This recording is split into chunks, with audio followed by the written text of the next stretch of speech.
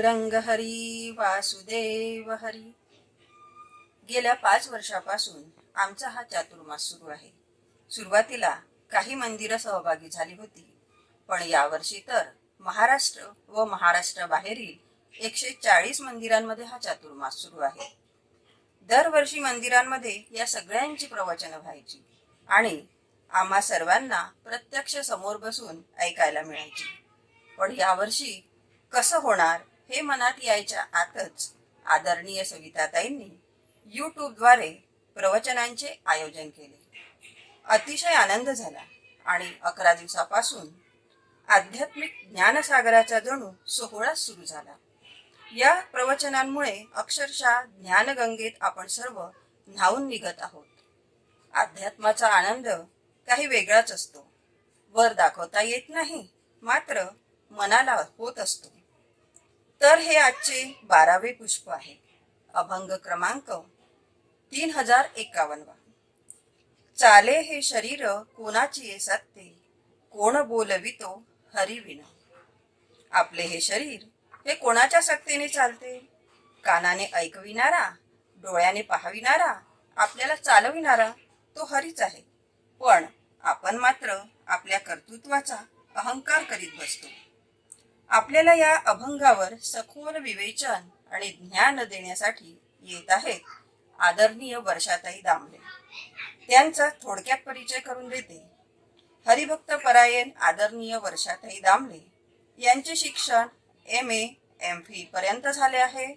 त्या मुंबई येथे Procter and gamble या कंपनीत स्टंट प्रोफेशन कोऑर्डिनेटर म्हणून कार्यरत आहेत. गोवा अँटीबायोटिक मध्ये त्यांनी मेडिकल रिप्रेझेंटेटिव्ह म्हणून काम बघितलं आहे.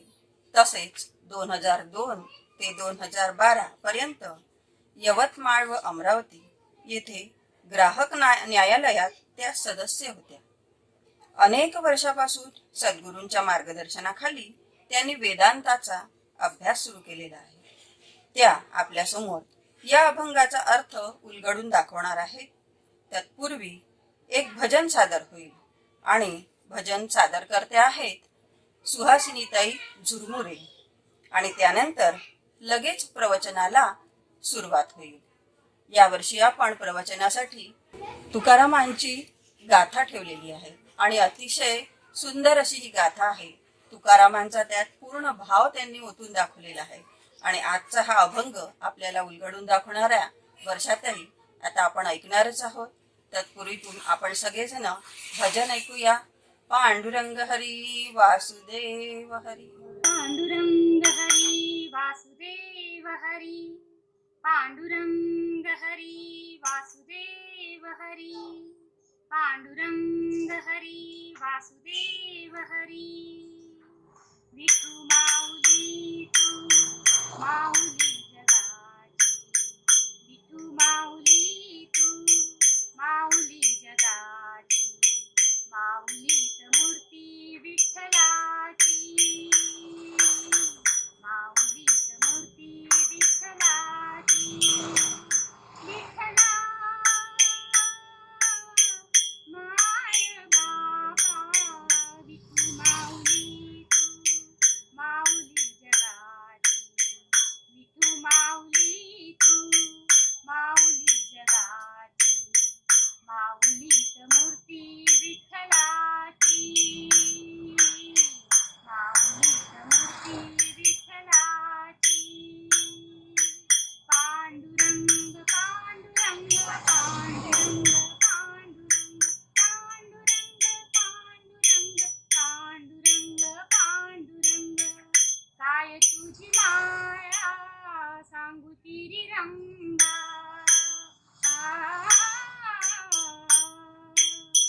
काय तुझी माया सांगू श्रीरंगा. संसाराची पंढरी तू केली पांडुरंगा.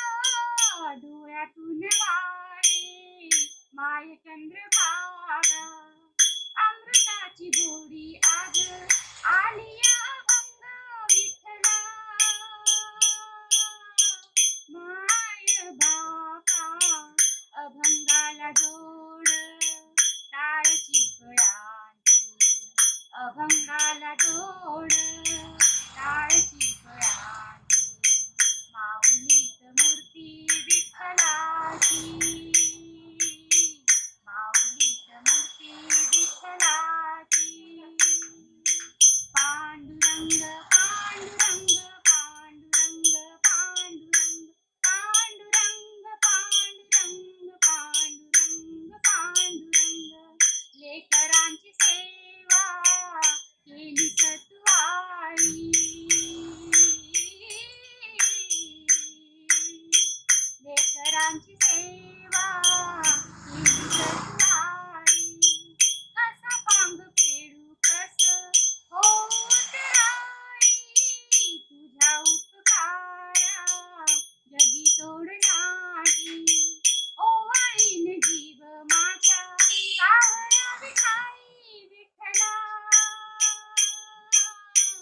माय बापा जलंधरी पूजा तुझ्या चरणांची जलंधरी पूजा तुझ्या चरणांची माऊलीत मूर्ती विठ्ठलाची माऊलीत मूर्ती विठ्ठलाची विठू माऊली तू माऊली जगाची विठू माऊली तू माऊली जगाची माऊलीत मूर्ती विठ्ठलाची माऊलीत मूर्ती विठ्ठलाची माऊलीत मूर्ती विठ्ठलाची पांडुरंग पांडुरंग विठू माऊली तू पांडुरंग पांडुरंग विठू माऊली तू पांडुरंग पांडुरंग विठू माऊली तू विठू माऊली तू विठू माऊली तू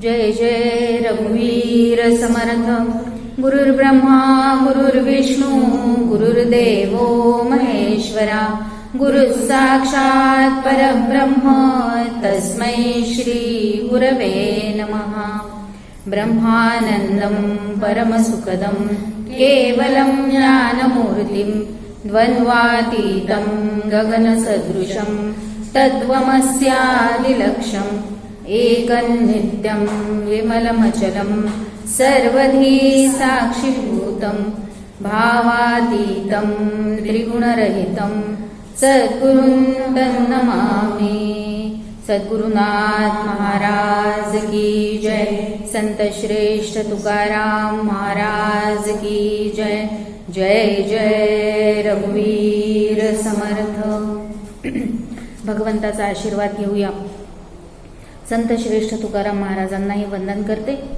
आपण सर्व श्रोत्यांना सप्रेम अभिवादन करते सद्गुरू पाठीशी आहेत या श्रद्धेने आजच्या चिंतनाला आपण प्रारंभ करूया तुकाराम महाराजांच्याच गाथेतला अभंग आपल्याला चिंतनासाठी घ्यायचा आहे तुकाराम महाराज म्हणतात चाले हे शरीर कोणाची ये सत्ते चाले हे शरीर कोणाची ये सत्ते कोण बोलविते हरिवीण देखवी ऐकवी एक नारायण तयाचे भजन चुको नको मानसाची देव चालवी अहंता मीची एक करता म्हणू नये वृक्षाचेही पान हाले त्याची सत्ता राहिली अहंता मग कोठे तुका म्हणे विठो भरला सबाह्य उभे उणे काय आहे चराचरी आणि म्हणून अशा पद्धतीने आपल्याला हा अभंगाचा अर्थ आपण सरळ सरळ अर्थ बघून घेऊया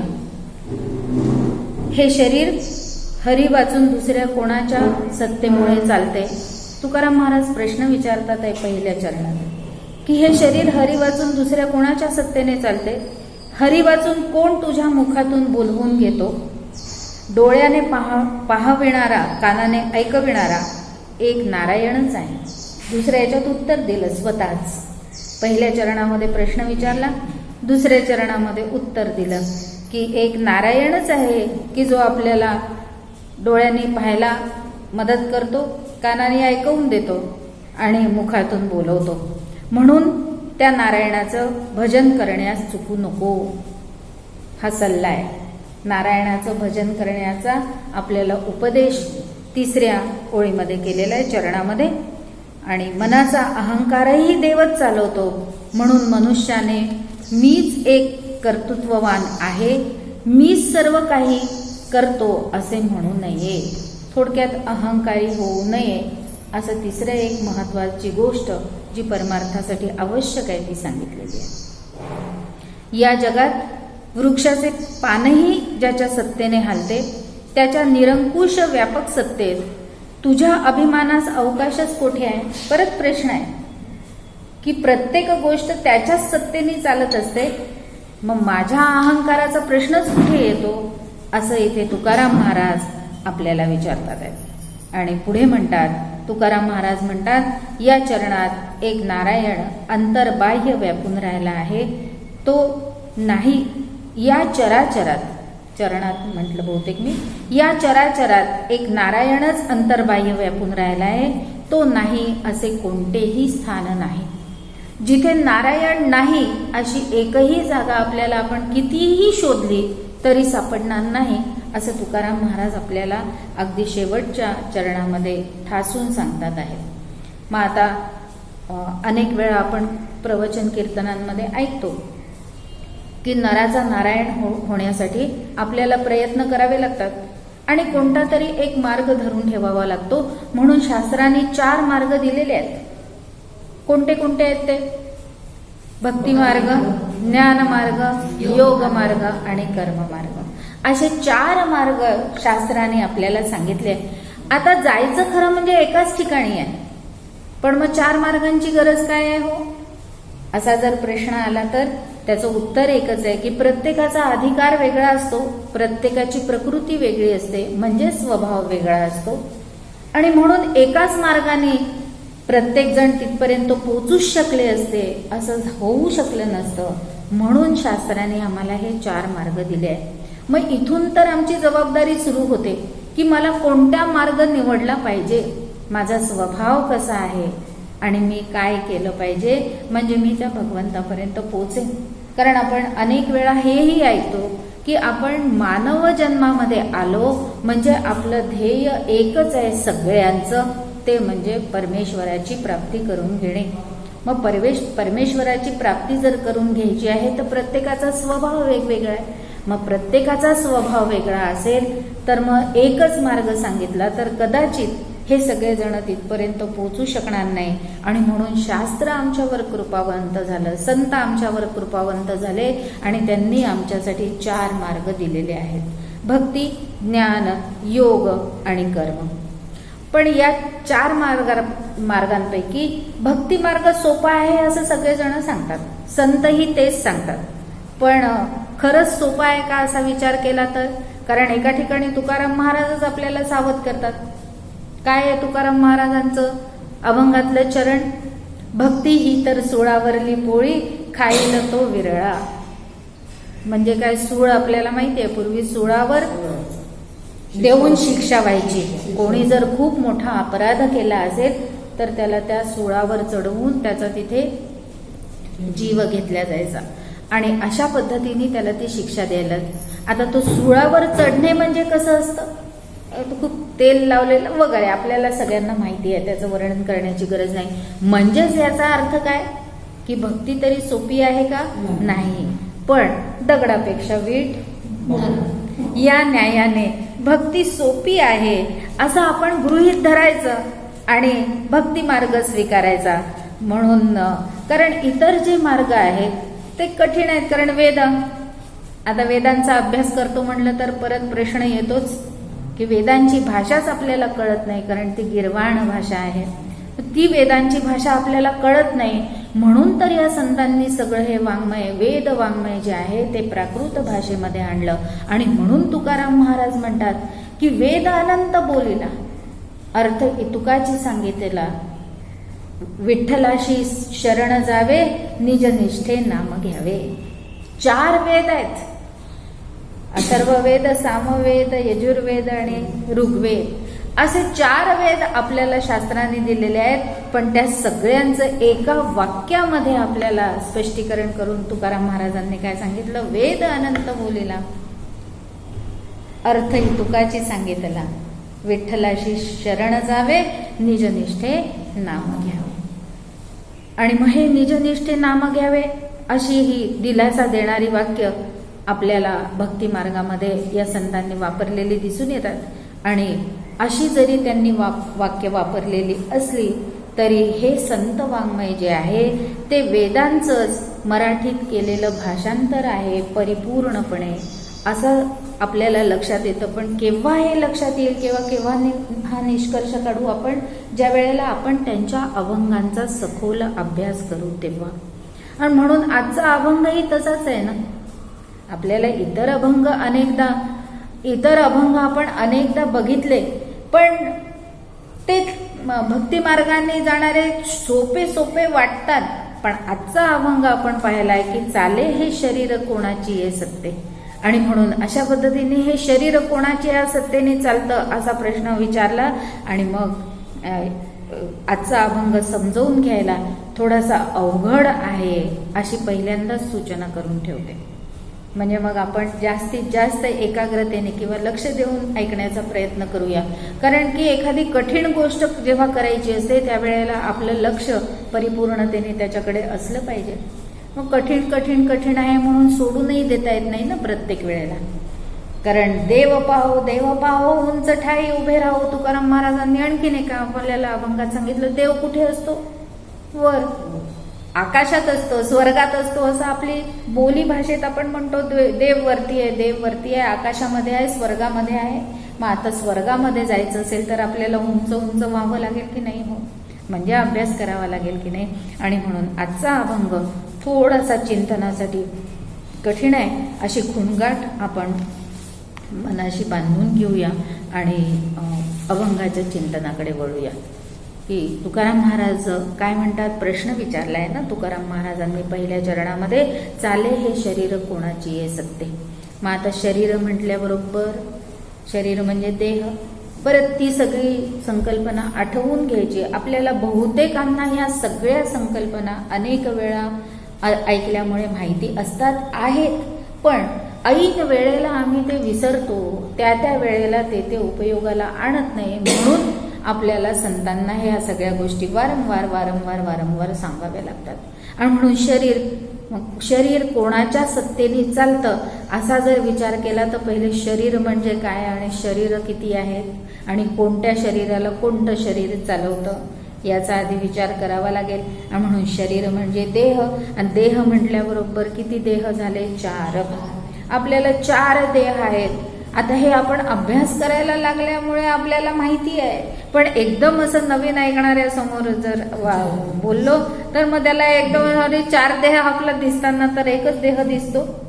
पण शास्त्राने सांगितलंय 4 देह आहेत. ते स्थूल, सूक्ष्म, कारण, महाकारण आणि महाकारण. मग आता या स्थूल देहाला कोणचा? मग ही 4 शरीर असण्याचं कारण काय? याचं कारण असं आहे की स्थूल शरीर काही करू शकत नाही, त्याला चालवणारं सूक्ष्म शरीर आहे. सूक्ष्म शरीराला चालवणारं कारण शरीर आहे, कारण शरीराला चालवणारं महाकारण शरीर आहे. मग महाकारण शरीरालाही चालवणारं कोणीतरी असलं पाहिजे. कारण समर्थांनी वापरलाच आहे ना शब्द. काय वापरलाय? की या शरीरा ऐसे नाही यंत्र. पुढे आपण आणखीन त्याच्या विस्ताराने विचार करूया. पण यंत्र म्हटलं शरीराला, मग यंत्र निर्जीव असतं की नाही? आपल्याला अनेक यंत्र आपण पाहतो. स्वयंपाकघरातलं सगळ्यात सोपं यंत्र म्हणजे मिक्सर. बाकीची कठीण यंत्र सोडून द्या, पण ते मिक्सर सगळ्या गोष्टी बारीक करून द्यायला सक्षम आहे. पण केव्हा? जेव्हा आपण त्याला चालवू तेव्हा. तोपर्यंत ते यंत्र काही करत नाही. आणि म्हणून जर हे शरीर यंत्र आहे याचा अर्थ ते जसं निर्जीव आहे तसं हे पण शरीर कसं आहे? निर्जीव. नक्की हे शरीर निर्जीव आहे. ह्या कल्पनेपर्यंत आपल्याला तुकाराम महाराजांना न्यायचं आहे याचं कारण असं की नराचा नारायण व्हायचा आहे. कारण शेवटच्या चरणामध्ये काय म्हटलंय तुकाराम महाराजांनी, तुका म्हणे विठो भरला सवाय उणे काय आहे चराचरी. या चरणापर्यंत आपल्याला पोचायचं आहे, म्हणून याचा आपल्याला इथे निश्चय करावा लागतो. आणि म्हणून लक्षात घ्यावं लागतं की स्थूल शरीराला चालवणारं शरीर कोणतं आहे तर सूक्ष्म शरीर, सूक्ष्म शरीराला चालवणारं कारण शरीर, कारण शरीराला चालवणारं महाकारण शरीर. आणि मग महाकारण शरीर कोणाच्या सत्तेने चालतं, तेही कोणाच्या तरी सत्तेने चालतच असलं पाहिजे. आणि या प्रश्नाचं उत्तर आपल्याला केनोपनिषदामध्ये मिळणार आहे. म्हणूनच म्हटलं की वेद तुकाराम महाराजांच्या या तुकाराम गाथेला पंचम वेद म्हटल्या गेलेलं आहे. आणि सकल संत वाङ्मय हे वेदांचंच मराठी भाषांतर आहे हे असं आपण मगाशीच पाहिलं. आणि म्हणून हा अभंग तर आपल्याला सांगूनच जातो. मग आता या प्रश्नाचं उत्तर की चाले हे शरीर कोणाची या सत्ते, हा जर प्रश्न विचारला आहे पहिल्या चरणामध्ये तर याचं उत्तर आपल्याला मिळणार आहे केनोपनिषदामध्ये. मग केनोपनिषद म्हणजे काय, केनोपनिषदातल्या पहिल्या मंत्रात आपल्याला याचं उत्तर मिळेल. पण मग उपनिषद म्हणजे काय, केन हे त्याचं नाव आहे आणि उपनिषद हे हा प्रकार आहे, एक वाङ्मयीन किंवा शास्त्रीय ग्रंथांचा एक प्रकार आहे. वेद, उपनिषद, स्मृती वाङ्मय म्हणजे भगवद्गीता किंवा पुराण, ही सगळी शास्त्रीय ग्रंथांचे वेगवेगळे प्रकार झाले. जसं ललित साहित्यामध्ये असतं, कथासंग्रह असतो, कविता संग्रह असतो, चरित्र वर्णन असतं, प्रवास वर्णन असतं. अशी वेगवेगळ्या प्रकारातली जशी ती पुस्तकं असतात तशी शास्त्रीय ग्रंथांमध्ये सुद्धा वेद, सगळ्यात पहिले वेद निर्माण झाले. मग उपनिषद आले, वेदांत सांगणारे, वेदांताचा निष्कर्ष ज्यामध्ये सांगितला गेला तो ते जे वाङ्मय आहे त्याला उपनिषद वाङ्मय म्हणतात. अशी 108 उपनिषद आहेत. पण सगळ्या बहुतेक उपनिषदांमध्ये परत परत तेच सांगितलेलं गेलं असल्यामुळे शंकराचार्यांनी, कारण उपनिषदही कळली कोणाला, हो कळतात कोणाला, आणि म्हणून आद्य शंकराचार्यांनी, भगवान शंकराचार्यांनी त्या 108 उपनिषदांपैकी 10 उपनिषदे जी महत्वाची आहेत त्याच्यावर भाष्य, त्याच्यावर टीका करून ठेवली आहे आपल्यासाठी. मग त्याच 10 उपनिषदांमधलं एक उपनिषद म्हणजे केनोपनिषद. केन प्रश्न विचारले आहेत त्याच्यात, म्हणून केन नावाचं उपनिषद. मग आता पहिल्यांदा उपनिषद म्हणजे काय हे कळलं पाहिजे ना. आता ज्यांना माहिती आहे त्यांचं हे जे माहिती आहे ते पक्क होईल, अधिक दृढ होईल. पण काही नवीन श्रोते असतात, मग त्यांच्यासाठी हे सांगणं गरजेचं आहे. अन्यथा उपनिषद काय हेच जर नाही कळलं तर तिथेच त्यांचं मन रमत राहील आणि मग यथार्थ अर्थापर्यंत पोचणार नाही. म्हणून उपनिषद याची व्याख्या करत असताना शास्त्रकारांनी आपल्याला सांगितलं की जो ग्रंथ अविद्येचा आणि अविद्याजनित संसाराचा नाश करून आपल्याला ब्रह्मापर्यंत नेतो तो ग्रंथ म्हणजे उपनिषद आहे. अविद्याजनित संसार, अविद्या. आता इथे पहिल्यांदा आपल्याला लक्षात घेतलं पाहिजे की हे सगळं जे चराचर विश्व आम्हाला दिसतं ही खरी विद्या नाही. तर विद्या कोणती आहे, जी फक्त ब्रह्मविद्या आहे तीच खरी विद्या आहे. म्हणून याला जाणून घेण्याचा जितका आवश्यक आहे तेवढाच प्रयत्न करावा आणि जितकं माझ्या आवाक्यात आहे तेवढंच जाणून घ्यावं. त्याच्यापेक्षा मी खूप जाणून घेण्याचा प्रयत्न केला तरी ते संपणारच नाही. किती पद्धतीचं, मी खरोखरी शिक्षित आहे का असा जर विचार केला तर नाही आहे त्या मोबाईलमधलं काही. म्हणून एकाच कोणत्या तरी भागाचं मी शिक्षण घेतलेलं असतं आणि मी स्वतःला शिक्षित, मी खूप हुशार आहे असं मी समजत असते. म्हणून तर तिथे पुढे सांगितलंच आहे की अहंकार ठेवू नको, मी हुशार आहे. आपण मधूनच दुसऱ्या चरणामध्ये हळूच शिरूनच जातो. शिरायचंच आहे आपल्याला त्या अभंगाच्या चरणांमध्ये. पण अशा पद्धतीने आम्हाला वाटतं की आम्ही खूप हुशार आहोत, पण आम्ही कोणत्या तरी एकाच विभागाचं ज्ञान घेतलेलं असतं. असे अनेक विभाग असतात की ज्याचं आम्हाला अजिबात ज्ञान नाही. आणि मग ज्याचं ज्ञान नाही, अशा अनेक विभागांचं ज्ञान नसेल तर आम्ही विद्याविभूषित आहोत असं कसं काय म्हणायचं. आणि त्याही पुढे आणखीन दुसरी गोष्ट अशी की या व्यवहारातल्या विद्येला शास्त्रकारांनी विद्या म्हटलेलंच नाही. ब्रह्मविद्या ही फक्त विद्या, आणि ही जी विद्या आपण प्राप्त करतो त्याला आपण व्यवहारात विद्याच म्हणतो, ज्ञानच म्हणतो, पण त्या ज्ञानाला माहिती असं म्हटलं जातं की आम्ही माहिती गोळा करतो आणि त्या माहितीच्या आधारे आमचा संसार चालू असतो. आणि म्हणून अशा पद्धतीनं जो ग्रंथ अविद्येचा आणि अविद्याजनित, म्हणजे याचा अर्थ आम्ही अविद्येने ग्रस्त आहोत हे आधी आम्ही स्वीकारलं पाहिजे. केवळ अर्थ जाणून घ्यायचा नाही आहे, अर्थ केवळ पाठही करायचा नाही आहे. इथे आम्हाला पहिल्यांदा आम्हाला स्वीकारलं पाहिजे की मी अविद्याग्रस्त आहे, मी अज्ञानी आहे. हे जेव्हा मी स्वीकारेन त्या वेळेला खऱ्या अर्थाने मी या उपनिषदांचा किंवा या शास्त्रग्रंथांचा किंवा संत वाङ्मयाचा अभ्यास करेन. तोपर्यंत मी त्याच्याकडे वळणारच नाही खऱ्या अर्थाने. अभंग मी 100ही पाठ करेन, सगळे 450 अभंग कदाचित पाठ करेन, पण पाठ करण्याने काही होणार नाही आहे असं तुकाराम महाराज आम्हाला सांगतात. त्याचा अनुभव घेण्याची गरज आहे. अभंग एकही पाठ झाला आणि एकच चरण पाठ केलं तरी सुद्धा चालणार आहे, पण पहिल्यांदा हे स्वीकारलं पाहिजे की मी अज्ञानी आहे. असं जर मला कोणी म्हटलं आपल्याला सगळ्यांनाच तर एकदम आवडतं का? हो, आम्हाला आवडेल का? आणि म्हणून हळूहळू शास्त्र आम्हाला सांगतं, पटवून देतं की तुम्ही ज्ञानी आहात ते व्यवहारातले आहेत, पण ते हे ज्ञान नव्हे. ज्ञान मिळवायचं आहे ती विद्या वेगळीच आहे आणि ती आपल्याला वेद आणि उपनिषदांमध्ये शिकायची आहे. आणि म्हणून अशा पद्धतीने जो ब्रह्मापर्यंत नेतो तो ग्रंथ म्हणजे उपनिषद अशी व्याख्या केलेली आहे. पण आता तरीही अर्थ स्पष्ट झाला का? नाही झाला. मनामध्ये कुठेतरी आलंच. तरी म्हणजे काय? उप म्हणजे काय? नि म्हणजे काय? सत म्हणजे काय? उपनिषद 3 शब्दांनी बनलेला शब्द आहे ना. आणि म्हणून उप म्हणजे जवळ. उप म्हणजे जवळ. कोणाच्या जवळ बसायचं? कुठे बसायचं? जवळ म्हणजे कोणाच्या जवळ? सद्गुरूंच्या जवळ. शास्त्रकारांनी त्याचंही उत्तर देऊन ठेवलं की कोणाच्या. आता परत सद्गुरू हा शब्द महत्वाचा आहे. संतांच्या जवळ बसणे, सद्गुरूंच्या जवळ बसणे हा शब्द महत्वाचा आहे, कारण त्यांनी त्याचा अनुभव घेतलेला आहे. केवळ विद्या प्राप्त केलेली नाही. विद्या प्राप्त मी पण करू शकते. जर मला संस्कृत शिकले मी आणि संस्कृत मला वाचता यायला लागलं तर मी उपनिषद वाचू शकेन. आणखीन थोडासा अभ्यास केला तर गिरवाण भाषाही कळायला लागली तर वेदही पण केवळ वाचणे म्हणजे ज्ञान झालं असं होत नाही.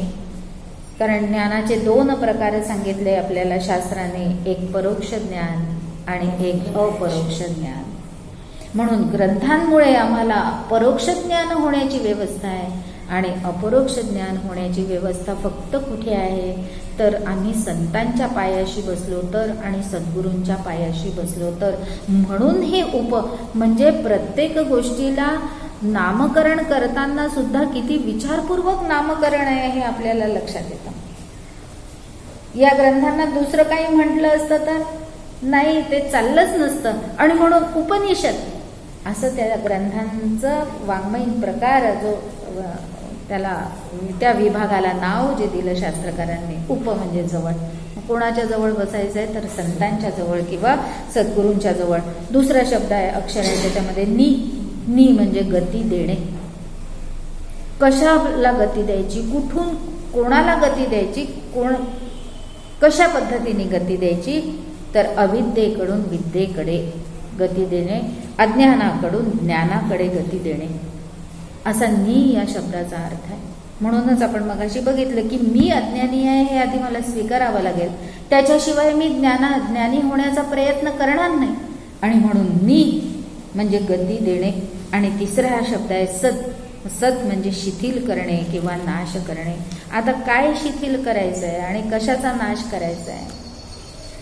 तर आमच्यावर अविद्येचा आणि त्या अविद्येमुळे आलेल्या बंधनांचा. कोणकोणती बंधनं आहेत? हो, आमच्यावर देह सत्यत्व. हा विषय आपला नाही आहे. फक्त बंधनांची नावं बघून घेऊ आणि पुढे जाऊ, कारण तो विषय घेतो म्हटलं तर मग अभंगाचा अर्थ आपल्याला पूर्ण करता येणार नाही. पण हेही बघणं गरजेचं आहे. मग आता केवळ त्याची नावं बघून घेऊया आणि मग याचा अर्थ कुठे आपल्याला सापडेल? परत उपनिषदामध्ये किंवा संतांच्या ग्रंथांमध्ये. आणि मग तो आपला आपण करायचा गृहपाठही वक्त्यांनी कधी कधी श्रोत्यांना द्यावा. आणि ते काही फक्त शिक्षकांचंच काम आहे अशातला भाग नाही. ते वक्त्यांनी सुद्धा कधी कधी करावं की श्रोत्यांना गृहपाठ देऊन टाकावा, की जेणेकरून त्यांना उत्सुकता निर्माण होईल की अरे खरंच बंधन म्हणजे बांधल्या गेलेला, मी बांधल्या गेलेलो आहे हेच मला आत्तापर्यंत कळत नाहीये. आणि शास्त्र ग्रंथात सांगताय की तू शिथिल, सद म्हणजे शिथिल करणे किंवा बंधनातून मुक्त होणे, याचा अर्थ मी बंधनात आहे हे पण मला स्वीकारलं पाहिजे. जसं मगाशी शास्त्र ग्रंथांनी सांगितलं की मी अज्ञानी आहे हे स्वीकार आधी, तसंच इथे मी बंधनात आहे. मग कशा कशाच्या बंधनात आहे? अज्ञानाच्या. अज्ञानामुळे देहाच्या बंधनात, जगाच्या बंधनात, कर्तृत्व भोक्तृत्वाच्या 5 प्रकारच्या भ्रांती आहे. या भ्रांतींचं बंधन आमच्या मनावर किंवा आम्ही ते केलं. बरं आता हे आहे का नाही आहे? हे बंधन सत्य आहे की नाही आहे? नाही आहे, कारण ते जाणार, तो भ्रम आहे. भ्रांतीच म्हटलंय ना त्याला, तो भ्रम आहे. आणि भ्रम म्हणजे काय? जे नाही ते दिसणे किंवा जे नाही ते प्रतीत होणे, अनुभवाला येणे. जे नाही ते मला अनुभवाला येत आहे. आणि म्हणून तर आम्हाला शास्त्र ग्रंथ सांगतात की तू बंधनामध्ये आहे आणि हे बंधन कोणी नाही दिलेलं, माझं मीच मला बंधनात टाकलेलं आहे. असं नाही की कोणी व्यवहारामध्ये चोरी केली आणि मग पोलिसांनी त्याला बंधनामध्ये टाकलं, तो भाग वेगळा व्यवहारातला. पण इथे आधी मीच कल्पना केली की मी देह आहे आणि या एका कल्पनेमुळे पुढच्या 4 कल्पना आणि या 4 कल्पनांच्या बंधनामध्ये मी स्वतःला अडकवून घेतलाय. मग मीच जर मला स्वतःला अडकवून घेतलं असेल तर मलाच त्यातून सुटायचा प्रयत्न केला पाहिजे आणि त्याच्यासाठी गती दिली पाहिजे. आणि गती देण्यासाठी कोणाजवळ तरी बसलं पाहिजे. आता पहा किती विरोधार्थी शब्द आहेत. गती द्यायची आहे आणि बसायचं आहे. गंमत काय, मेघ लक्षात घेतली पाहिजे की एकीकडे गती पण द्यायची आहे म्हणजे समजून घ्यायचं आहे, आणि दुसरीकडे की आम्हाला जवळ बसायचं आहे. म्हणजे कोणाच्या? तर सद्गुरूंच्या. अशा पद्धतीने सद्गुरूंच्या जवळ बसून किंवा संतांच्या जवळ बसून आणि हे बंधन शिथिल करण्याचा प्रयत्न ज्या वेळेला आम्ही करू त्यावेळेला आम्हाला खऱ्या ज्ञानाची किंवा खऱ्या विद्येची ओळख झाल्याशिवाय राहणार नाही. मग पहिल्यांदा ओळख होईल, म्हणजे पहिल्यांदा परोक्ष ज्ञान होईल आणि मग अपरोक्ष ज्ञान होण्याच्या दृष्टिकोनानं आणखीन काय साधन करावं लागतं ते आपल्याला सद्गुरू सांगतातच. आणि मग आम्हाला अपरोक्ष ज्ञान होईल आणि मग आमची या जन्म मरणाच्या फेऱ्यातनं सुटका होऊन जाईल.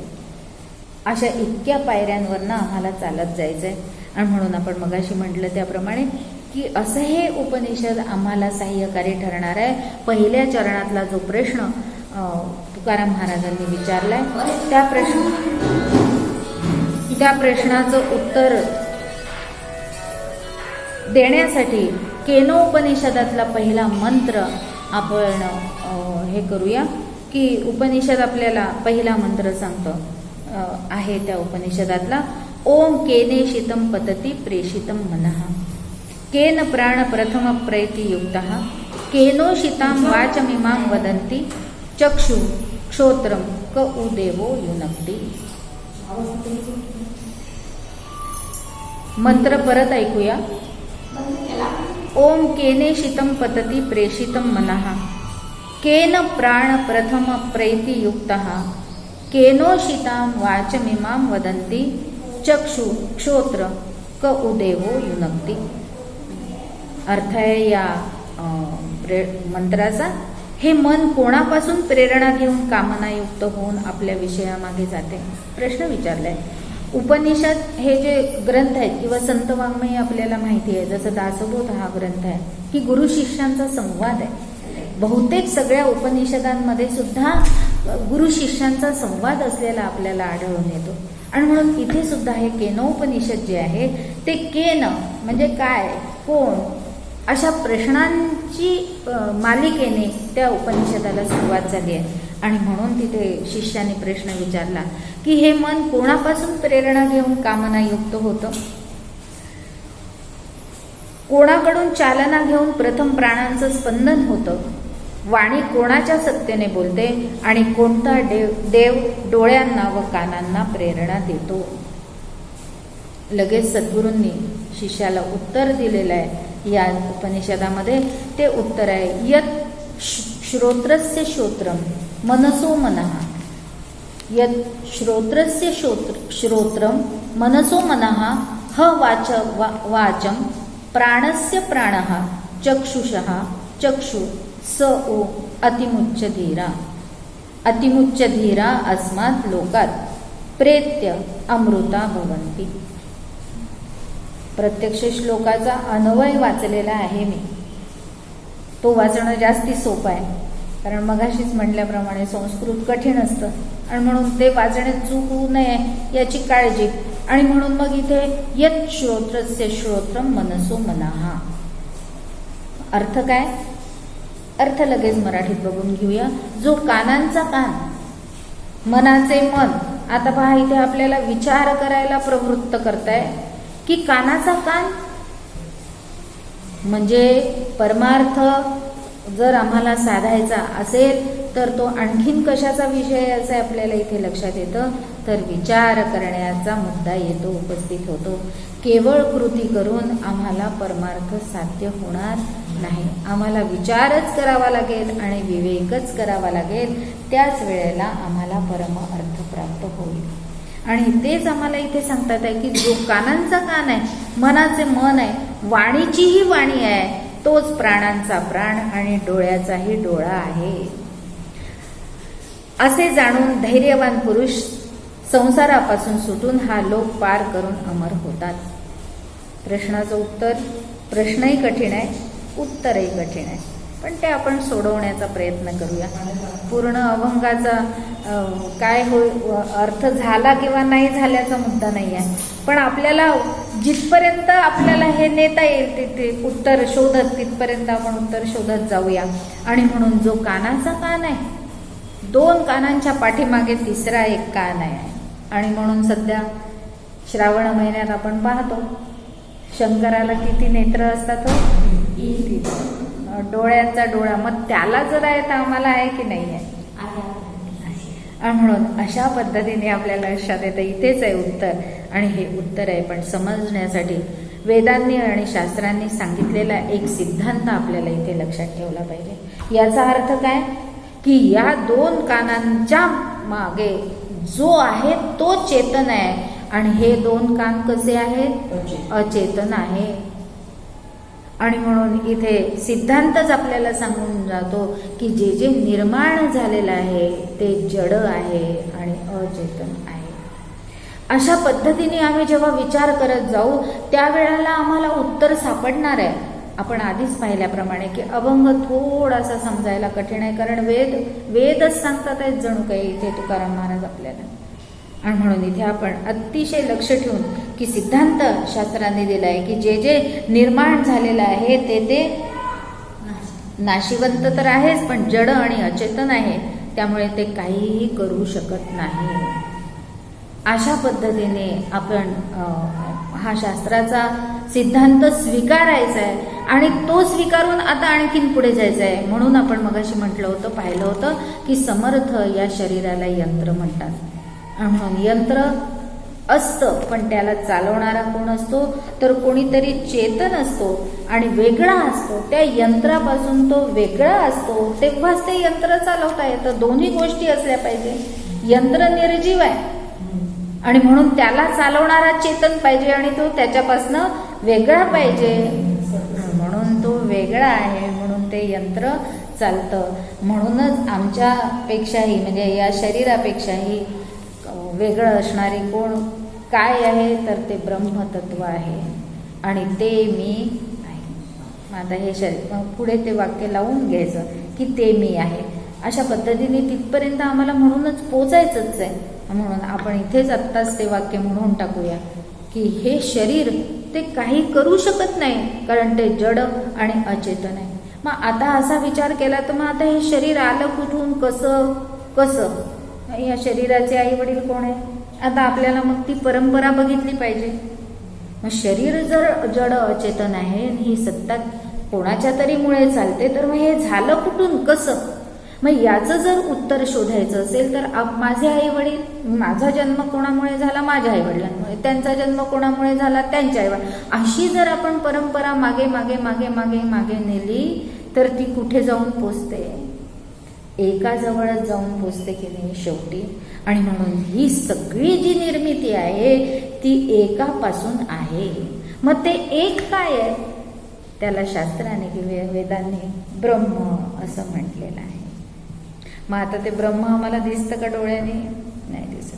म्हणून वेदांनी ते पण सांगून टाकलं की ते ब्रह्म कसं आहे?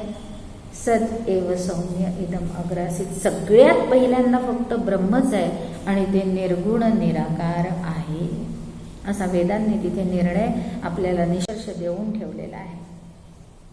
कारण ही परंपरा आपल्याला लक्षात आली ना की माझे आई वडील, त्यांचे आई वडील, त्यांचे आई वडील, त्यांचे आई वडील करत करत चाललो मागे. मग सृष्टीची निर्मिती, म्हणजे सृष्टीची निर्मिती करणारा कोणीतरी असला पाहिजे.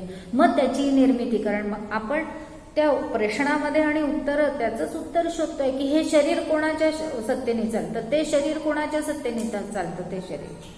मग आमचं शरीर ही एक गोष्ट धरली तर आपण दुसरं सिद्धांतशास्त्राचं आणखीन काय आहे? पिंडी आहे ते ब्रह्मांडी आहे. मग माझं शरीर चालवणारा जर कोणी आहे तर ब्रह्मांडाचंही शरीर चालवणारा कोणीतरी आहे. आणि तो कोण आहे? त्याला इथे तुकाराम महाराजांनी विठू म्हटलेला आहे, म्हणजे विठ्ठल म्हटलेला आहे. त्याला वेद ब्रह्म म्हणतात. एवढाच फरक. आणि म्हणून अशा पद्धतीने सद एव सौम्य इदम अग्र आसीत. आणि म्हणून मी फक्त एकटा एक मी आहे असं ब्रह्माने आपल्याला सांगितलं. पण मग त्याला काय झालं? स्फुरण झालं. एकोहम बहुस्याम प्रजाये. मी एकटा आहे, मी विभू व्हावं असं स्फुरण झाल्याबरोबर त्या निर्गुण निराकारापासनं पहिल्यांदा जी संकल्प आहे ही संकल्पच जिथे सुरू झाला तिथेच ती मायेची निर्मिती आहे किंवा मूळ मायेची. आणि म्हणून मग ही मूळ माया कशी आहे? पण ती सगुण आहे, पण निराकार आहे. आता ती निर्माण झाली आणि मगाशी आपण सिद्धांत काय पाहिला? जे निर्माण झालं ते जड अचेतन आहे. म्हणून ही पण निर्माण झाली, पण ती सगुण आहे. 3 गुण तिच्यामध्ये आले, सत्व रज आणि तम. पण ती निराकार आहे. निराकार आहे म्हणून तिला आकार नाही. मग या मायेने ईश्वरांची निर्मिती केली, ब्रह्मा विष्णू आणि महेश. आणि या ईश्वराने परत ईश्वरही मग कसा आहे? तर सगुण निराकारच आहे. त्यालाही आकार नाही. मग ही सृष्टी निर्माण करण्यासाठी आकार आल्याशिवाय निर्माण कशी होणार? आणि म्हणून गुणांचा उपयोग करून या ईश्वरांनी पंचमहाभूतांची निर्मिती केली. आणि पंचमहाभूत आणि 3 गुण अशी अष्टदा 8 पदार्थ वापरून या सकल सृष्टीची निर्मिती केली. आणि म्हणून ही सगळी सृष्टी कशी आहे? मग आता सगुण साकार झाली. म्हणजे निर्गुण निराकारापासून सगुण साकारापर्यंत आम्ही उतरलो. आणि आम्ही सगुण साकार आहोत. आम्ही दिसतो एकमेकांना, अनेक पदार्थ आम्हाला वस्तू दिसतात. आणि म्हणून आम्ही सगुणही आहोत आणि साकारही आहोत. पण ही मूळ प्रेरणा किंवा ही मूळ याला कारण असलेली काय वस्तू आहे? तर ती ब्रह्म नावाची वस्तू आहे असं आपल्याला इथे लक्षात येतं. कारण आपण पाठीमागे गेलो की आपल्याला ते सापडतं. म्हणून अशा पद्धतीने विचार करत गेलो की ब्रह्म हे मुळात आहे. आणि हा आमचा अनुभवही आहे. खरंच आहे ना अनुभव आमचा की हे शरीर कोणाच्या सत्तेने चालतं याच प्रश्नामध्ये आहोत आपण. आणि म्हणून त्याचं उत्तर काय आता आम्हाला मिळालं? तर ब्रह्माच्या सत्तेमुळे आमचं हे शरीर चालतं आहे. मग आमचा हा अनुभव आहे की नाही आहे? आहे. कारण इथे पहिल्यांदा काय विचारलंय? कोण बोलविते हरिविण? आपल्याला बोलण्याची प्रेरणा कोणी दिली आपल्याला? हरीने दिलेली आहे. किंवा तो मंत्र जो आपला आहे की या कानांना प्रेरणा कोणाची आहे? या डोळ्यांना प्रेरणा कोणाची आहे? तो कानाचा कान, डोळ्याचा डोळा. मग आपला अनुभव आहे की नाही असा? आपण एखादी गोष्ट आपल्या मुलांना सांगतो, अरे बाबा हे करतात का ते लगेच उठून? नाही करत. दुसऱ्यांदा काय? आता ते करत नाही म्हणजे त्यावेळेला त्यांनी ऐकलेलं पण नाही आहे हे जेव्हा आपल्याला लक्षात येतं त्यावेळेला आपण काय तुझे कान फुटले वापरतो ना शब्दप्रयोग. वापरतो, पण याचा अर्थ असा आहे की कान नाही फुटलेले, कान जागेवरच आहेत, पण त्यांना ऐकूच गेलं नाही आहे. का? कारण कानांच्या मागे जी प्रेरणा पाहिजे त्या वेळेला ती डोळ्यांमध्ये आहे. कारण ती डोळ्यांमधून ते काय पाहतात आहे? टीव्ही. ती प्रेरणा कुठे आहे सध्या? फक्त डोळ्यांमध्ये आहे. आणि त्या डोळ्यांच्या मार्फत ते फक्त टीव्ही पाहत असल्यामुळे त्यांना कानाने ऐकू आलं नाही. मग कान नाही आहेत का? आहे. मग कान असून उपयोग काय आहे? नाही. जोपर्यंत त्याच्या पाठीमागे ते तत्व नाही तोपर्यंत कानाने ऐकू येत नाही. डोळ्यांना दिसत नाही. एवढा मोठा दगड असतो आणि तरी आपण काहीतरी धुंदीत चाललेलो असतो आणि ठेच लागते जोरात, आणि मग आपल्यालाच लक्षात येतं, अरे बापरे, इतका मोठा दगड होता आणि मला दिसला नाही. कसा दिसेल? कसा दिसेल? कारण की ती प्रेरणा केव्हा काहीतरी दुसरा विचार करते आणि म्हणून आपल्याला तो दगड दिसत नाही आणि ठेच लागते. आता झालं समाधान. म्हणजे केनोपनिषदामध्ये जो प्रश्न शिष्याने विचारला होता की केनोशितम, कोणी या कानांना कोण ऐकवतो, आणि त्याचं उत्तर काय दिलं होतं गुरूंनी की कानाचा कान, डोळ्याचा डोळा, वाणीची वाणी. आणि म्हणून अशा पद्धतीने आपल्याला इथे लक्षात येतं. आणि त्याच ब्रह्मस्वरूपाला इथे दुसऱ्या चरणामध्ये तुकाराम महाराजांनी काय म्हटलंय? नारायण. कारण आपण पाहिलंच की ब्रह्म ब्रह्म म्हटलं की ब्रह्म घोटाळा आहे की काय असं वाटायला लागतं लोकांना.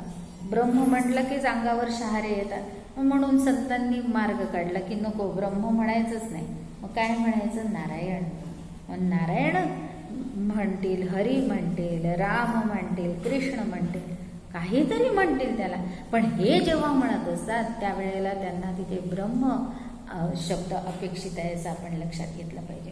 मग आता हे असं नुसता आपण हा अभंग वाचला होता किंवा ऐकला होता त्यावेळेला लक्षात आलं होतं का? नाही. याचा अर्थ काय होतो आपल्याला की प्रत्येक जे काय आम्ही संतांचे अभंग वाचतो, ऐकतो, त्याचा अभ्यास केला पाहिजे. आणि मग आमच्या जीवनामध्ये आम्ही कशा पद्धतीने ते ध्येय गाठू शकतो हे आम्हाला संत सांगतात आहे, हे आमच्या लक्षात येऊ शकतं. अन्यथा लक्षातच येऊ शकत नाही. आणि हे सगळं समजावून घेण्याच्या पाठीमागे एकच भूमिका आहे. हे समजावून देण्याच्या पाठीमागे त्यांची एकच भूमिका आहे आणि समजावून घेण्याच्या पाठीमागे पण आमची एकच भूमिका असली पाहिजे की त्यांना हे जे प्राप्त झालं संतांना ते केवळ त्यांनी त्यांच्यापाशी नाही ठेवलं, ते आमच्या उद्धारासाठी त्यांनी वापरलं की बाबा वापरतायत तर आम्ही पण त्याचा वापर करून घेतला पाहिजे. आणि तसा वापर करून जर आम्ही त्यांच्यासारखे झालो तर त्यांना किती आनंद होईल. आणि म्हणून आमच्यावर केवढी मोठी जबाबदारी येऊन पडते की आम्ही जर संतांचे अभंग, संत ग्रंथांचा अभ्यास करत असू तर आम्ही अशा पद्धतीने केलं पाहिजे. मग आधीच समजून घेतलं पाहिजे आणि समजल्यानंतर समजले आणि वर्तले तेची भाग्य पुरुष भले, समर्थ सांगतात. यावे गळे उरले ते करंटे पुरुष. समर्थ तर पदवीदान समारंभ करण्यामध्ये खूप पटाईत आहेत, खूप भयंकर पदव्या. सगळेच संत, सगळ्या संतांनी आपल्याला इतक्या पदव्या शोधल्या त्या गाथेमध्ये किंवा ज्ञानेश्वरीमध्ये किंवा समर्थांच्या दासबोधामध्ये, म्हणजे आपल्याला कळेल की आपल्याला काय काय म्हटलेलं आहे. पण आम्ही असं भरकत पुढे जातो, पारायण करतो. पारायण करण्याला हरकत अजिबात नाही आहे, तोही एक मार्ग आहेच.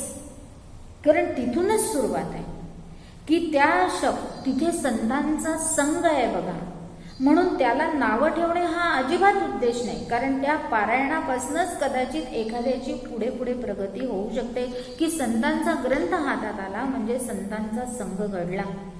पण एकदा पारायण केल्यावर कळत नाही, म्हणून परत पारायण करायचं. आणि परत पारायण केल्यावर जे कळतं ते वेगळंच असतं. आणि म्हणून एकच एक गोष्ट परत परत वाचणे कळेपर्यंत ही आमची जबाबदारी असते. म्हणून समर्थ सांगतात की समजले आणि वर्तले. समजलं पण मग समजल्यावर काय, समजले आणि वर्तले तसं वर्तन घडलं पाहिजे. आणि तसं वर्तन जोपर्यंत घडत नाही, वर्तन घडलं तर तो भाग्यपुरुष, आणि तसं जर नाही घडलं तर या वेगळे उरले ते करंटे. आता ते करंटे म्हणजे काय, ते परत परत जन्माला येणार आहे आणि परत जन्माला येऊन परत जन्माला येणार आहे. किती वेळा व्हावे फजित. तुकाराम महाराज प्रश्न विचारतात, मस्तकी 6 वेळ टाकी याचे जाणं, असा जो अभंग आहे तुकाराम महाराजांचा, त्याच्यामध्ये परत परत परत त्यांनी तो आपल्याला प्रश्न विचारून सावध केला की किती वेळा फजित होशील, किती वेळा मरून परत परत जन्माला येशील. म्हणून संत आम्हाला सांगत असतात की हा देह, मानवी देह अशासाठी उपयोगात आणायचा आहे. म्हणून मग आता आपल्याला इथे प्रश्नही कळला, केन उपनिषदाने सांगितलेला, त्याचं उत्तरही कळलं आणि अगदी निश्चितपणे कळलं असं आपण धरून चालूया आणि पुढे जाऊ. म्हणून अशा पद्धतीने दुसऱ्या चरणामध्ये त्याचं उत्तर जे दिलेलं आहे तुकाराम महाराजांनी की देखवी ऐकवी एक नारायण एक, म्हणून इथे एक शब्द आला. आपण मगाशी जे पाहत होतो की ही निर्मिती एकापासून आहे, हे एकापासून अनेकत्व झालेलं आहे, पण अनेकत्वामध्ये एक आहेच. 100मध्ये एक आहे की नाही सांगा, माझ्याजवळ 100 रुपये आहे म्हणजे 1 रुपया आहे की नाही आहे, म्हणजे एक आहेच. म्हणजे एकापासूनच 100 झाले ना. एकदम 100 कसे होतील, नाही होणार एकदम 100. एकदम 100 रुपये नाही मिळत. 1 2 3 4 5 6 100ची नोट, पण 100ची नोट मिळाली तरी त्याच्यात 1 ते 100 असेच आकडे आहेत. एक, कारण तिथे शब्दरचना नाही तर मग देखवी ऐकवी नारायण असं म्हणता आलं असतं आणि म्हटलं असतं तर काय बिघडलं असतं, काहीच बिघडलं नसतं. पण मग तो एक शब्द कशासाठी आला, आणि म्हणून आपण जे म्हणतो की अभंगातल्या प्रत्येक शब्दाचा विचार करावा लागतो किंवा केल्या जायला पाहिजे. आणि म्हणून तो एक नारायण, तो एकच आहे. आणि तो जर एकच आहे तर मग मी तरी वेगळे कुठे आहे. इथेच मला उत्तर सापडतं ना की मी पण कोण आहे ते.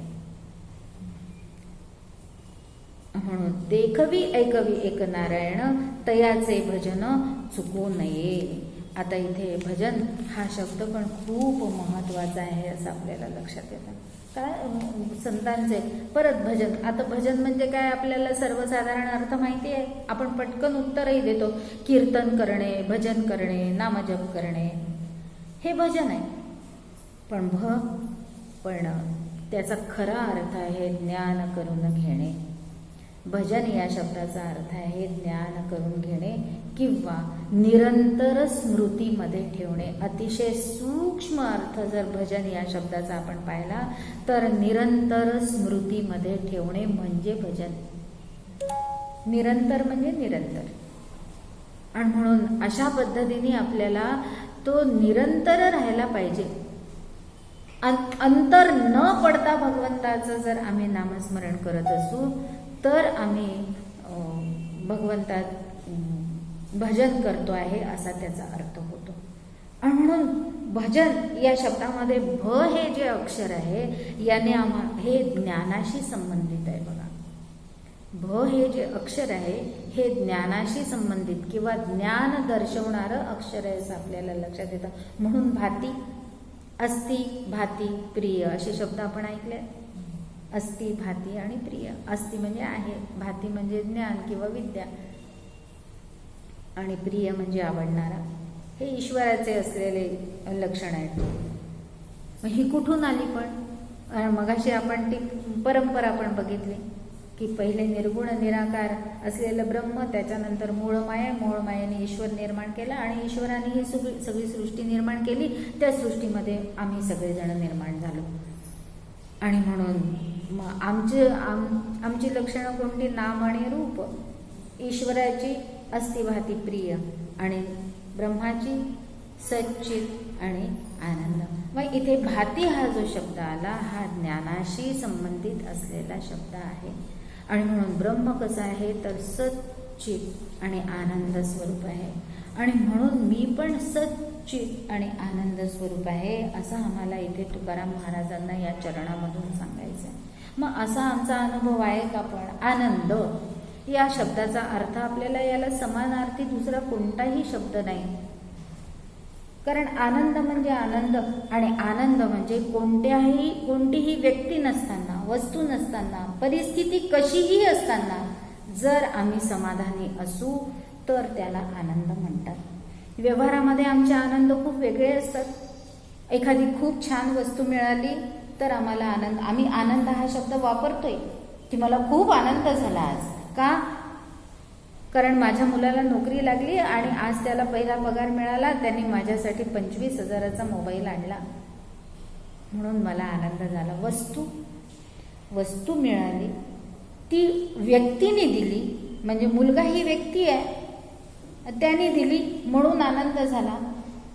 आणि ती परिस्थिती अनुकूल आहे, इतरांना नसते हो अशी परिस्थिती अनुकूल, आणि म्हणून मला त्यावेळेला आनंद होतो. पण हा आनंद किती काळ टिकतो?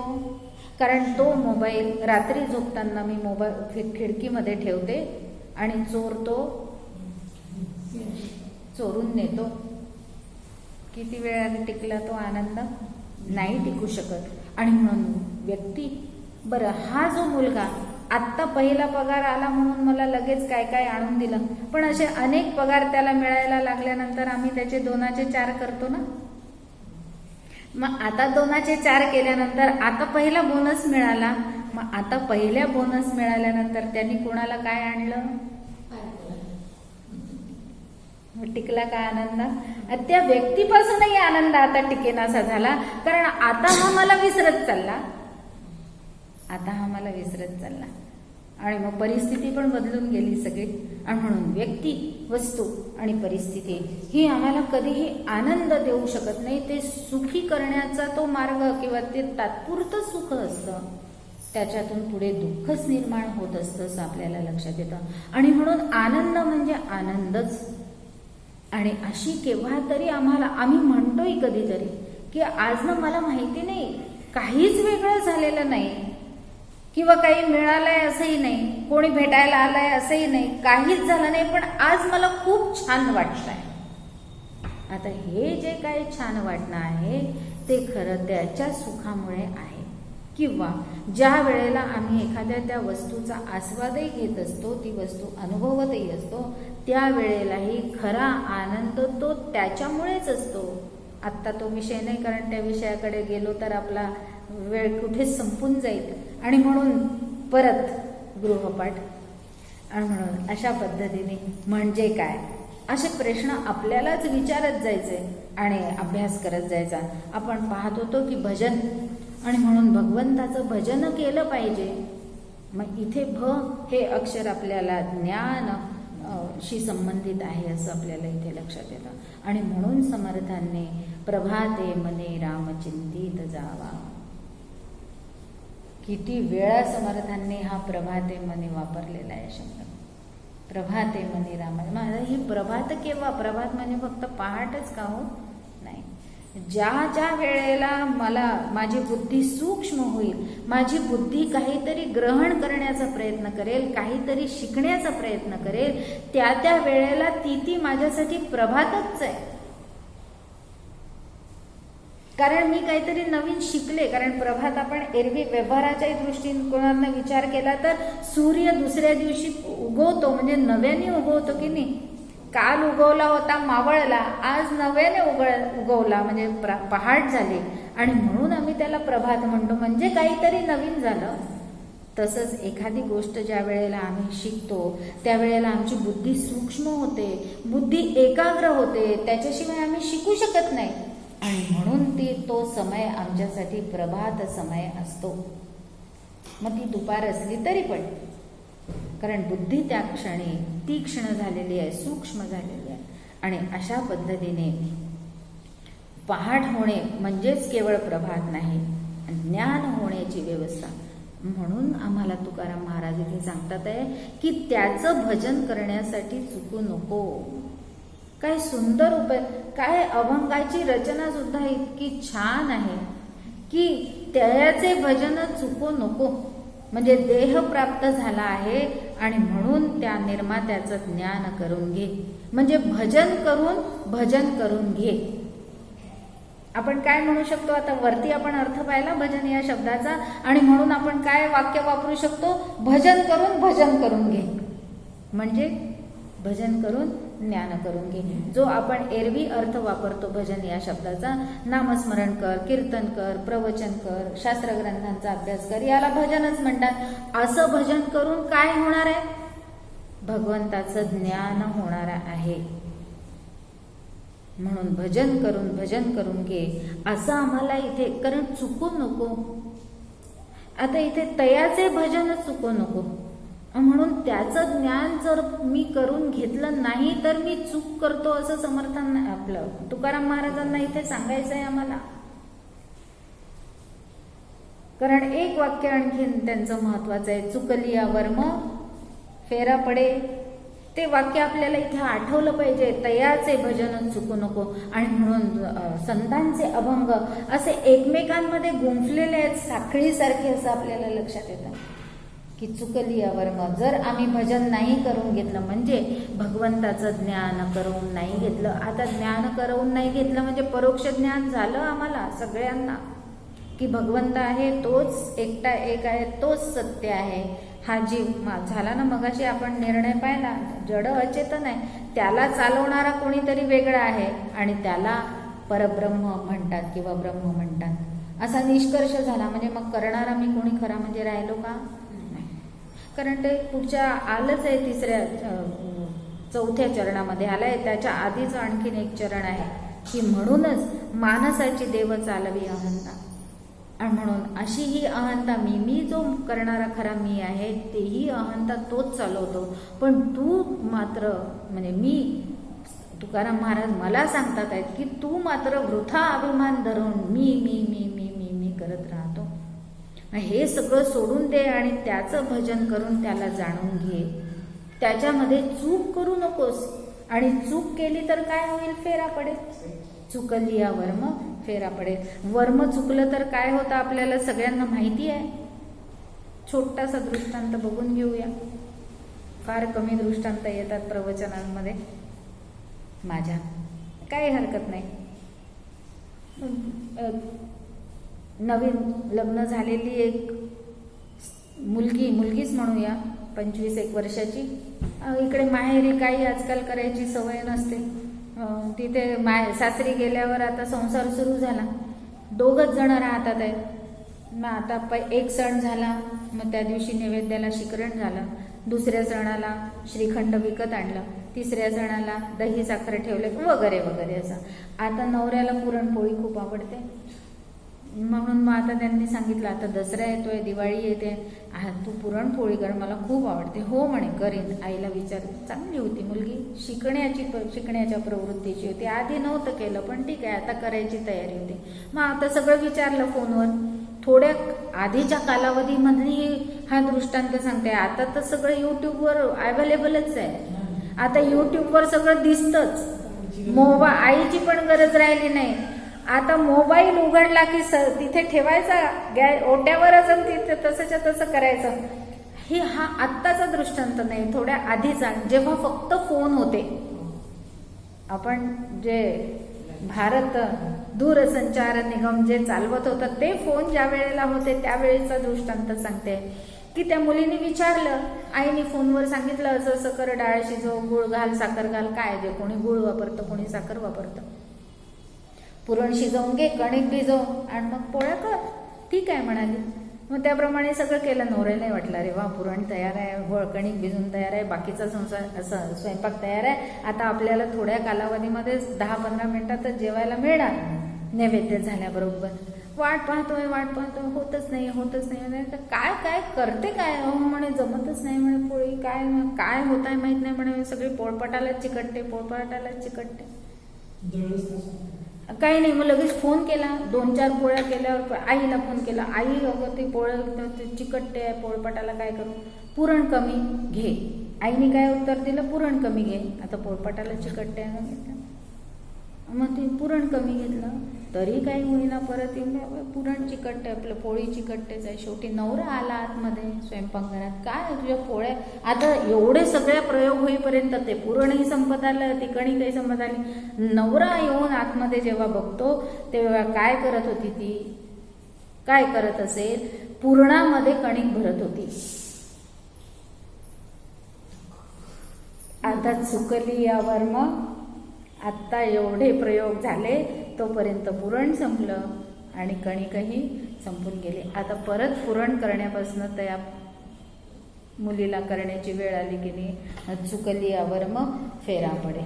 अशा पद्धतीने आपलं जर वर्म चुकलं, म्हणून इथे तुकाराम महाराज सांगतात आहे, तयाचे भजन चुकू नको. भजन हा शब्द दोन्ही अर्थाने वापरायचा आहे, की त्याचं भजन करून, भजन त्याचंच करायचं आहे, त्याचीच कीर्ती गायची आहे, त्याच्याचबद्दल ऐकायचं आहे, त्याच्याचबद्दल प्रवचनांमध्ये विचार करायचा आहे, हे भजन झालं. पण या भजनाच्या द्वारे त्याचं भजन करून घे म्हणजे ज्ञान करून घे. आणि ज्ञान जर नाही करून घेतलं तर काय होईल, तू चुकशील. आणि चुकला तर काय होईल, परत जन्माला यावं लागेल. आणि जन्माला येणं सोपं नाही. दासबोधातला जन्म दुःख निरूपणाचा समास वाचला म्हणजे मग आपल्याला लक्षात येतं की जन्म किती कठीण आहे आणि किती केळसवाणा आहे. पण आपण तो तेवढ्या पुरताच वाचतो आणि सोडून देतो, कारण स्थळ त्याग होता सवेची जाते. त्यावेळेला आपल्याला ते खूप पटतं, कळतं आणि असं वाटतं की नको आता खरंच याच्यानंतर हा जन्म परत नको देवा, आता सोडव. पण इथून बाहेर पडलं की परत ये रे माझ्या मागल्या. आणि म्हणून असं होऊ नये असं आम्हाला तुकाराम महाराज दुसऱ्या चरणात सांगतात आणि मग तिसऱ्या चरणात सांगतात. पण हे केव्हा होणार नाही, जर मी केलं नाही तर. भजन तू करशील, पण भजन केव्हा होणार नाही किंवा का होत नाही, कारण मी करते म्हणजे अहंकारी असते. मी अमुक केलं, मी अमुक करते म्हणूनच हे सगळं होतं, असा अहंकार मला होतो आणि म्हणून मग मला जन्म मरणाच्या फेऱ्यातून सुटका होत नाही. कारण मग ईश्वर म्हणतो ठीक आहे तू केलंय ना, मग फळ भोग त्याची फळं. आणि खरं म्हणजे परत पहिल्या चरणामध्ये जायला पाहिजे की मी का अहंकार ठेवायला नको, कारण खऱ्या अर्थाने मी काही करते का नाही करत. कारण चौथ्या चरणामध्ये सांगतातच आहेत तुकाराम महाराज की वृक्षाचेही पान हाले त्याची सत्ता, राहिली अहंता मग कोठे. पण आम्ही अहंकार करतो. आपल्याला किती वाटत असतं, अशी गरमी होत असते. साधारणपणे उन्हाळा संपून पावसाळा येण्याच्या सुमारास बघा, झाडाचं पानही हालतच नसतं आणि जीव कसा कोंडल्यासारखा झालेला असतो. त्यावेळेस देवा वारं येऊ दे रे थोडं तरी, लगेच आपल्याला देवाची आठवण येते. मग देवा जरा तरी वारं येऊ दे ना, पान हालत नाही आहे झाडाचं, याचा अर्थ मी काही करू शकते का? हो, नाही काही करू शकत. आणि काही वेळेला इतकं वारं येतं की देवा आता हे थांबव, आता हे झाडं पडायची वेळ आली. म्हणजेच काय की झाडाचं पान केव्हा हलवायचं, किती हलवायचं, ते पाडायचं की नाही पाडवायचं हे काहीही माझ्या हातात नाही. पण मी करत राहते. आणि अशीच एक गोष्ट या उपनिषदाने सांगून आपल्याला, म्हणून परिपूर्ण असलेलं उपनिषद आपण केनोपनिषदाच्याच मंत्राने या अभंगाची सोडवणूक करून घेण्याचा प्रयत्न केलेला आहे. या अहंकाराच्यासाठी सुद्धा त्या केनोपनिषदामधलीच गोष्ट आपण इथे बघूया. आणि म्हणून आणखीन एक गोष्ट भागवतामध्ये ती आहे, ती आपल्याला सगळ्यांना माहिती आहे, दक्षाची. शंकराचा अपमान केला, शंकराचा अपमान व्हावा म्हणून यज्ञ केला वगैरे वगैरे सगळं झालं. शंकराने वीरभद्राला पाठवलं आणि त्यांनी वध केल्यावर मग परत आता त्याला जिवंत कर सगळ्यांनी प्रार्थना केली आणि म्हणून जिवंत करे. मग आता कशाचं शिर लावलं हो त्याच्या धडाला, आता बोलता येतं का? आता करायला लागला मे मे मे मे मे. मग आता लक्षात आलं, शंकर म्हणाले, भगवंत म्हणाले काही नाही, मला कळतंय की तुला माझी स्तुती करायची आहे, पण आता तू बोलू नाही शकत. आधी मी केलं म्हणून आता मे करायची वेळ आली. मग या सगळ्या कथा आम्हाला उद्बोधक आहे की मी करू नका, मी केलं तर मे करायची वेळ येते, अशी दक्ष राजाची कथा आपल्याला सांगतात. आणि म्हणून तुकाराम महाराज आम्हाला इथे सांगतात की असं लक्षात ठेव की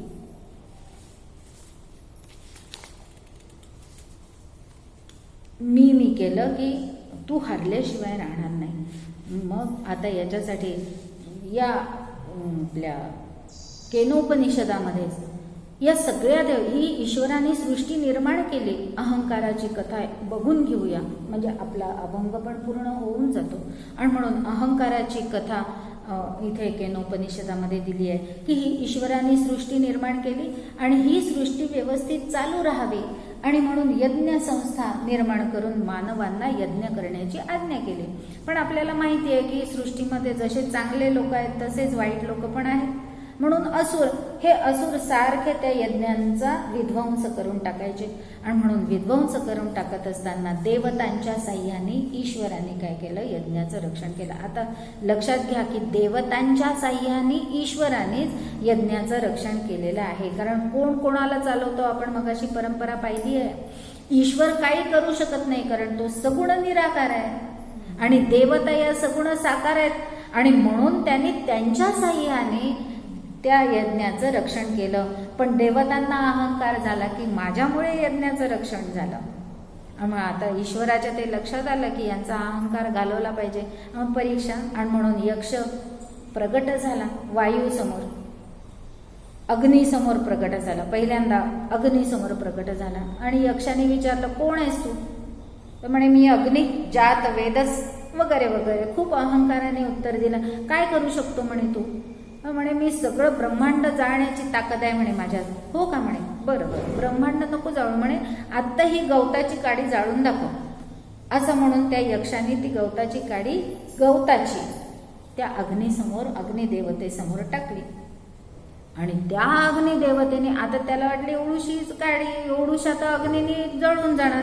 म्हणून पहिल्यांदा थोडासा अग्नी प्रज्वलित झाला, नाही जळली. खूप केला, खूप ब्रह्मांड जळून जाईल एवढा अग्नी प्रज्वलित केला तरी सुद्धा ती गवताची काडी जळाली नाही. त्याला आश्चर्य वाटलं की असं कसं काय झालं. आणि म्हणून तो तिथनं गेला. वायुदेवता समोर आली. या यक्षाने विचारलं तू कोण आहेस? तर म्हणे मी वायुदेवता आहे. ठीक आहे, काय करतो म्हणे तू? म्हणे मी काही उत्पात करू शकतो म्हणे. करून दाखव, ही गवताचीच काडी उडवून दाखव. उत्पात नको करू म्हणे सध्या, ही गवताची काडी उडवून दाखव. गवताची काडी उडाली नाही. आता असं झाल्यावर या देवता खजील झाल्या आणि त्यांच्या लक्षात येईना की हा यक्ष कोण आहे, यांना तर मी कधी बघितलं नाही, हा कोण आहे. आणि म्हणून त्यांनी त्यांची देवता, सगळ्या देवांचा देव कोण आहे? इंद्र. इंद्राकडे आले. इंद्र म्हणे ठीक आहे, मी पाहतो कोण आहे. आणि इंद्र गेला त्या यक्षासमोर, तर इंद्राशी तर तो बोललाही नाही. यक्ष अंतर्धान पावला. आणि असा यक्ष अंतर्धान पावल्याबरोबर लक्षात येईना की आपली काय चूक झाली आणि हा यक्ष कोण आहे. अशा संभ्रमामध्ये हे जेव्हा सगळे पडले त्यावेळेला तिथे उमेसारखी अत्यंत सुंदर स्त्री प्रगट झाली आणि तिने उपदेश केला. आणि तिने सांगितलं की हे ब्रह्म आहे आणि हे ब्रह्मच खरं म्हणजे सगळ्याला सहाय्यभूत होत असतं, पण मला वाटत असतं की मी करत असते. आणि तिथे उपदेश केला आणि तेव्हा मग या सगळ्या देवतांना ब्रह्मज्ञान झालं, असं केनोपनिषदामध्ये असलेली ही कथा. मग देवतांचाही अहंकार घालवण्याची जबाबदारी ईश्वर घेतो आणि ईश्वर अशा पद्धतीने त्यांचा अहंकार. मग आम्हाला अहंकार व्हायला पाहिजे का? हो, आम्हाला अहंकार होण्याचं काही कारण नाही खरं म्हणजे, पण आम्हाला अहंकार होतो. म्हणून इथे आम्हाला आणखीन एक संतांच्या वाङ्मयामधले शब्द किंवा चरण आठवून जातात. तुझं सगुण म्हणू की निर्गुण रे. आता तो यक्ष म्हणून सगुण रूपामध्ये त्यांच्या समोर परत उपस्थित झाला होता, पण अंतर्धान होऊन गेला. आणि म्हणून तुझं सगुण म्हणू की निर्गुण रे. सगुण निर्गुण एक गोविंदुरे. परत एक गोविंदुरे. एक हा एक शब्द अनेक वेळा अभंगांमध्ये येतो आणि म्हणून त्या एक या शब्दाकडे लक्ष ठेवायचं. किंवा तुकाराम महाराज म्हणतात त्याप्रमाणे ते हे ब्रह्म विटेवरी. म्हणून ते हे ब्रह्म, ते म्हणजे कोणतं? जे निर्गुण निराकार असलेलंच ब्रह्म सगुण साकार होऊन विटेवर आलं. कोणासाठी? आमच्यासाठी आलं. आणि म्हणून मी करू नये. आणि म्हणून शेवटच्या चरणामध्ये तुकाराम महाराज म्हणतात की तुका म्हणे विठो भरला सबाह्य. आता आपल्याला पहिल्या चरणापासून जर आपण विचार केला तर आपल्याला सरळ सरळ अर्थाने पाहिलं तरी आणि या सगळ्या शास्त्रीय ग्रंथांच्या निमित्ताने त्या मंत्राच्या साह्याने अभ्यास केला तरी लक्षात येतं की केवळ एक ब्रह्म आणि ब्रह्मच सगळीकडे व्यापून उरलेला आहे. तुका म्हणे विठो भरला सबाह्य उणे काय आहे चराचरी. आणि म्हणून चराचरामध्ये दुसरं काही नाहीच. या एका विठ्ठलाशिवाय या चराचरामध्ये दुसरं काही भरलेलं नाही आहे. आणि म्हणून इथे काही कमतरताच नाही आहे. आम्हाला काय वाटत असतं, हे नाही आहे, ते नाही आहे, ते नाही आहे, ते नाही आहे. सगळीकडे आम्हाला फक्त कमीच कमी दिसत असतं. आणि हे म्हणतात काही उणच नाही आहे किंवा तो कशात नाही आहे. दोन्ही अर्थांनी घ्यायचा म्हणजे तो कशात नाही असं नाही, तो सगळीच कडे आहे. आणि म्हणून आत आणि बाहेर केवळ विठो. आता इथे विठो विठ्ठलही नाही म्हटलं पूर्ण, विठो. आता वी म्हणजे काय, परत ज्ञान. आणि म्हणून हा सगळा जो आहे हा ज्ञानाचा विलास आहे. आणि आपल्याला माहितीच आहे की ज्ञानाचाच विलास असतो किंवा ज्ञानामधूनच निर्मिती असते. पहिल्यांदा फोन जे काय तयार झाले ते आपल्याला माहिती होते कसे होते. आता ते ओबडधोबड फोन आठवले तरी असं वाटतं नको बाबा ते ओबडधोबड फोन.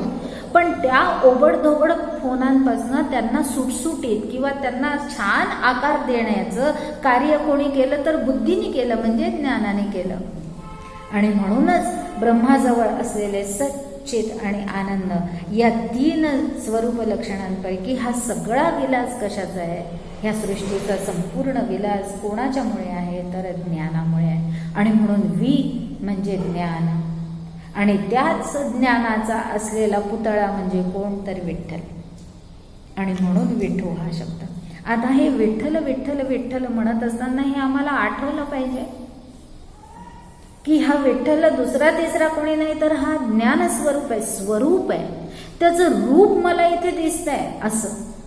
कमरेवर हात आहेत, विटेवर उभा आहे, कौस्तुभ मणी परिधान केलेला आहे वगैरे वगैरे सगळं त्याचं वर्णन आपण ऐकतो, पाहतो, पंढरपूरला जातो त्यावेळेला. पण ते हे ब्रह्म विटेवरील. आणि म्हणून वी म्हणजे ज्ञान. आणि त्या ज्ञानाचा केलेला पुतळा आपल्या सोयीसाठी की ज्ञान दाखव म्हटलं. कसं दाखवायचं, मी अमुक एक शिक्षण घेतलेलं आहे, मी डॉक्टर झालेली आहे. आता हे दाखव म्हटलं तर कसं दाखवता येईल. मी डॉक्टर आहे हे कसं दाखवता येईल.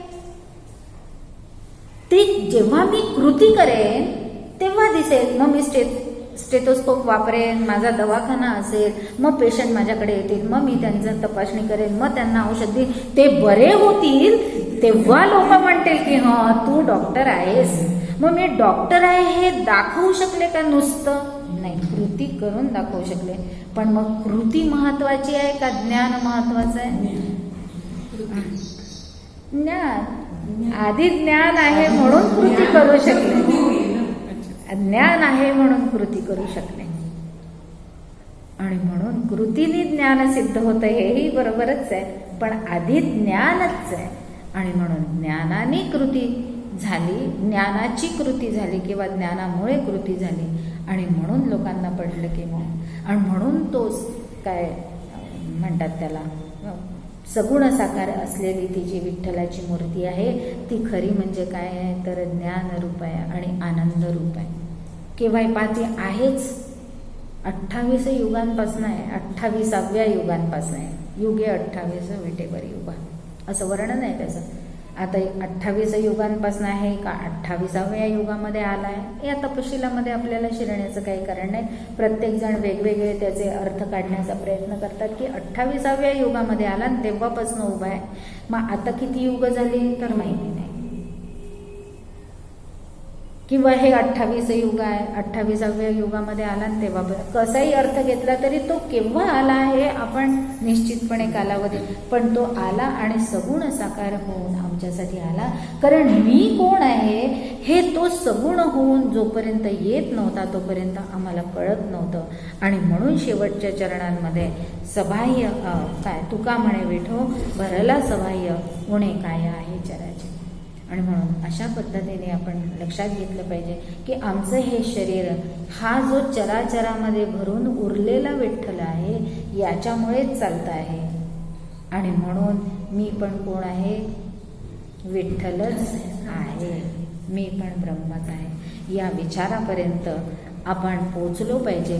कारण संत हा अनुभव घेऊन आम्हाला हे सगळे अभंग शिकवण्याचा प्रयत्न करत आहेत, अभंगांच्या द्वारे शिकवण्याचा प्रयत्न करतात आहे. त्या अभंगांचा असा अर्थ आपण लक्षात घेऊन भगवंताच्या त्या स्वरूपाशी एकरूप होण्याची दिव्य दृष्टी आम्हाला येवो आणि असा हा हरी आम्हाला चराचरी दिसो. पण त्याच्यासाठी काय व्हावं लागतं तर ज्ञान व्हावं लागतं. कारण आम्हाला आमच्या या डोळ्यांनी हरी दिसत नाही, ज्ञानाच्या डोळ्यांनी बघावं लागतं. चर्मचक्षूंनी दिसतो का होतो, नाही दिसत. अर्जुनाला श्रीकृष्णांनी सांगितलंच की तू मला असा नाही बघू शकणार, आणि म्हणून दिव्य दृष्टी दिली आणि मग अर्जुन श्रीकृष्णाचं ते दिव्य रूप बघू शकला. तशी दिव्य दृष्टी आम्हाला देखील प्राप्त हो. आणि संतांचा जो अनुभव आहे की सतत त्यांना ब्रह्मानुभवामध्ये ते लीन असतात, आनंदामध्ये लीन असतात, तसाच आनंद आम्हालाही प्राप्त होऊन जावो असा आशीर्वाद मागूया आणि चिंतनाला विराम देऊया. परत एकदा नक्की ठरवूया की हे शरीर त्याच्या सत्तेने चालतं, म्हणजे हे सगळं जगही त्याच्या सत्तेनेच चालतं. तिथे मी म्हणण्याचा मला काही अधिकार नाही. एवढं जरी मी ठरवलं तरी तो भगवंत 1000 पावलांनी माझ्यापर्यंत पोचतो आणि मग माझं भजन खऱ्या अर्थाने होतं. आणि भजनाच्या माध्यमातनं भजन होतं म्हणजे ब्रह्माचं ज्ञान होऊन जातं. असं ज्ञान याच जन्मामध्ये, याची देही, याची डोळा, भोगमुक्तीचा सोहळा असा आशीर्वाद तुकाराम महाराज आणि सद्गुरुनाथांजवळ मागूया आणि चिंतनाला विराम देऊया. विठ्ठल विठ्ठल विठ्ठल विठ्ठल विठ्ठल विठ्ठल विठ्ठल विठ्ठल विठ्ठल विठ्ठल पुंडलीक वरदा हरी विठ्ठल श्री ज्ञानदेव तुकाराम पंढरीनाथ महाराज की जय. राजाधिराज प्रभु रामचंद्र भगवान की जय. संत श्रेष्ठ तुकाराम महाराज की जय. सद्गुरुनाथ महाराज की जय. जय जय रघुवीर समर्थ. अतिशय सुंदर असे हे प्रवचन झाले आहे. आता आपण ऐकले, वर्षाताईंनी आपल्याला अतिशय सुंदर शब्दात आणि तसेच सोप्या शब्दात आपल्याला समजावून सांगितलेलं आहे. आपल्यासारख्या सामान्य माणसांना साधी सोपी भाषाच पटकन कळते. संपूर्ण चराचरात ईश्वर नारायणच व्यापला आहे, काहीही रिकामे नाही आहे. आदरणीय वर्षाताईंचे खूप खूप आभार मानते. तसेच हा योग म्हणजे ही पर्वणीच म्हणा ना आमच्यासाठी घडवून आणली आहे, त्या आदरणीय सविताताईंचे मी खूप मनापासून आभार मानते. आपल्यालाही प्रवचनांची मेजवानी मिळतच राहणार आहे, पुढेही मिळणारच आहे आणि ही ज्ञानगंगा आपल्यासाठी उपलब्ध करून देणार आहेत. त्या निमित्तानं मी त्यांचे खूप खूप आभार मानते आणि आता इथे संपविते. पांडुरंग हरी वासुदेव हरी.